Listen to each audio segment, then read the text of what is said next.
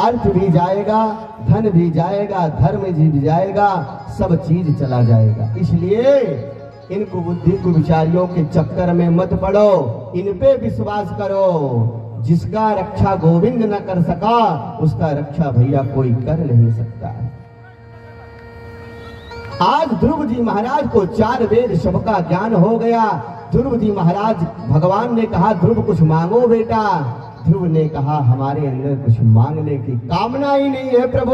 भगवान ने कहा लेकिन राज्य सुख लेकर आए थे आप तपस्या करने ध्रुव जी, जाइए आपको 36,000 वर्ष तक हमने राज दिया, राज सुख भोग कर तब आप हमारे धाम को चले आइएगा। ध्रुव जी महाराज आज वन से तपस्या करके जब जा रहे थे तो सारा जनता जितना समुदाय था राज आज ध्रुव जी से मिलने आ रहा है। ध्रुव जी महाराज पहले सुनीति से नहीं मिले भैया, पहले सुरुचि से मिले। वाह माँ, क्योंकि आज ध्रुव जी को ज्ञान हो गया है।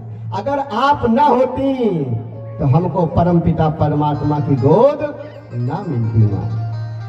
ए भैया, अपनी माँ से मिले, सुनीति से मिले और उत्तान पाद आज सारा राज ध्रुव जी महाराज को दे दिए। बेटा आपसे योग्य और कुछ हो ही नहीं सकता है। ध्रुव जी महाराज 36,000 वर्ष तक राज्य करके पुनः महाराज भगवान के स्वधाम जाने लगे। जैसे ही स्वर्ग से विमान आया और विमान पर बैठने चले तो भैया मृत्यु देवी आ गई। कहा महाराज प्रणाम प्रणाम, कौन है आप? अरे कहा मैं मृत्यु देवी हूँ। तो क्या करें, जो संसार में आया है प्रभु हमको स्वीकार किया है, आप भी स्वीकार करो ना।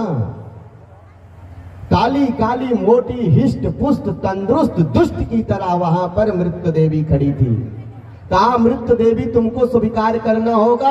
हाँ महाराज स्वीकार करना होगा। मतलब हमें मरना होगा? हाँ बेटा आपको मरना होगा। तुरंत काल देवी को बुलाया, जरा इधर तो आओ। और जैसे मृत्यु देवी आई हैं, ध्रुव जी महाराज ने कहा जरा सर तो नीचे करो।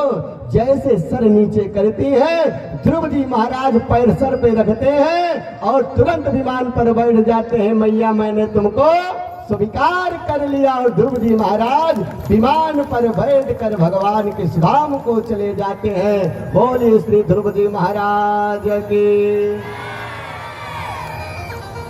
श्री सुखदेव जी कहते हैं, हे राजन, ध्रुव कुल में आगे चलकर अंग नाम का राजा हुआ। प्रजा को पुत्र के समान मानता था, लेकिन भैया अंग का पुत्र हुआ बेन, बड़ा अत्याचारी हुआ। आज संसार में हाहाकार मच गया। बेन कहता है अगर स्वाहा भी करो तो बेनाय नमः स्वाहा।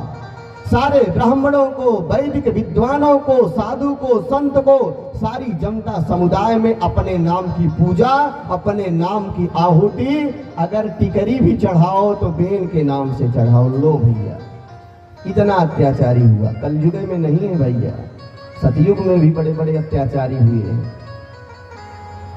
बेनाय नमः स्वाहा। जब ऐसा होने लगा पूजा पाठ हवन, ब्राह्मणों ने देखा तो कहा अब ये गलत हो रहा है। तुरंत ब्राह्मण संत मिलकर अपने हाथ में बागडोर लिए, कहे अब बेन को समाप्त कर देना है। ब्राह्मणों संतों ने ऐसी हुंकार मारी महाराज कि बेन का महाराज डगमगा गया। तुरंत ब्राह्मणों ने विचार किया कि राजा बिना ये प्रजा सब विकल हो जाएगी।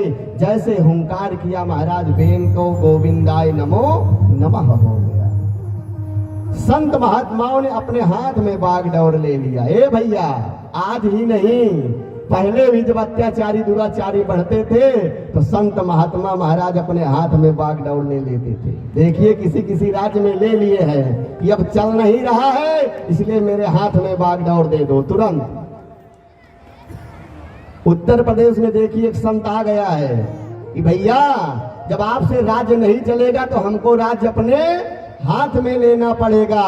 इसलिए आज ही नहीं, सतयुग में भी ब्राह्मण लोग और संत लोग ले लिए थे कि अगर बेन अत्याचारी हो गया, जब राजा ही अत्याचारी हो जाएगा तो जनता परेशान नहीं हो जाएगी भैया। इसलिए अत्याचार समाप्त, एक से एक खत्म हो रहे हैं।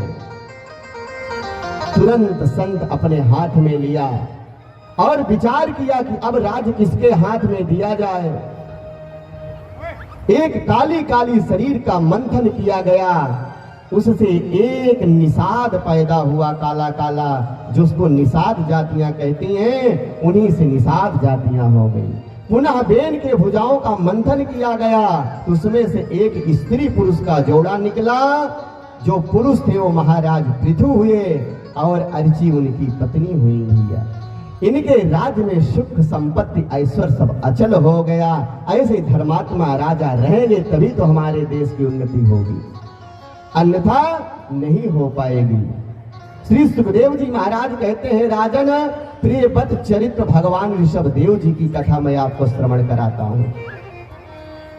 प्रिय व्रत बड़े प्रतापी राजा हुए, इन्हीं के कुल में आग्नेय नाभ के पुत्र ऋषभ देव के